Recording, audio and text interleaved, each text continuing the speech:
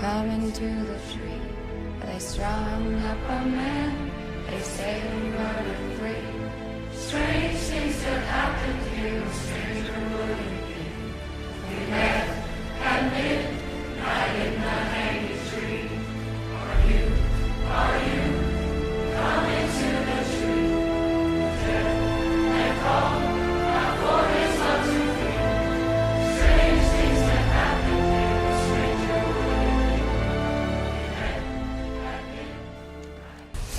So you're out in the woods or you're out in the pasture and you see this ant crawling up this blade of grass.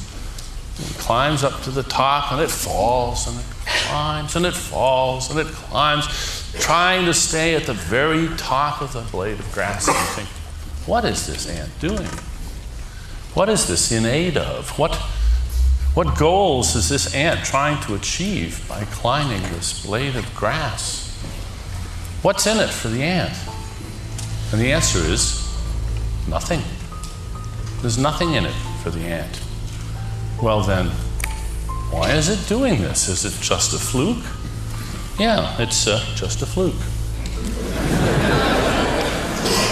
It's a Lancet fluke. It's a little brainworm. It's a parasitic brainworm that has to get into the stomach of a sheep or a cow in order to continue its life cycle.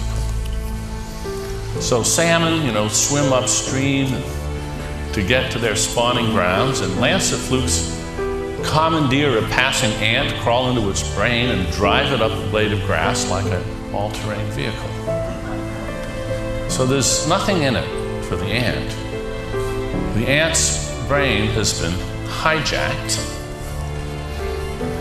by a parasite that infects the brain, inducing suicidal behavior. Pretty scary. Well, does anything like that happen with human beings? This is all on behalf of a cause other than one's own genetic fitness, of course.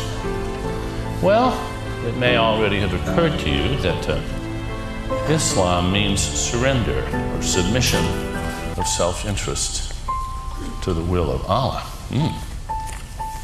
Well, it's ideas, not worms, that hijack our brains. Now, am I saying that a sizable minority of the world's population has had their brain hijacked by parasitic ideas?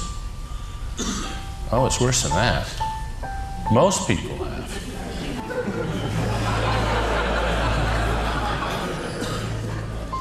There are a lot of ideas to die for. Freedom, if you're from New Hampshire.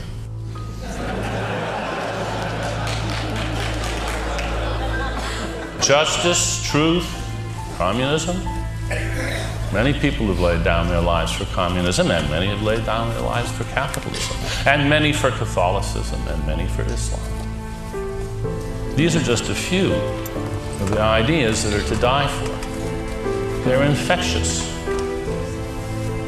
The idea of replicating ideas that replicate by passing from brain to brain.